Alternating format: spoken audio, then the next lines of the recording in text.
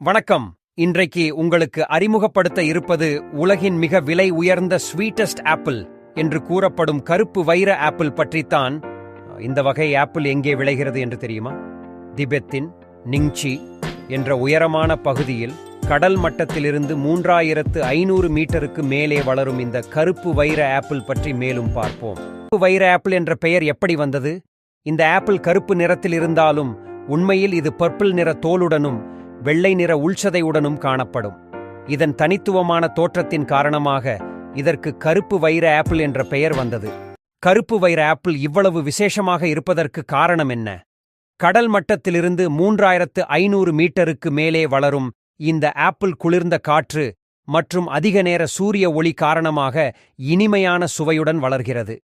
குறைவான மகசூலை கொண்டுள்ளதால் இது ஒரு அரிய வகை ஆப்பிள் ஆகும். வளரும் பகுதியின் கடுமையான காலநிலை காரணமாக குறைவான மகசூல் கிடைப்பதால் இது அதிக விலைக்கு விற்கப்படுகிறது.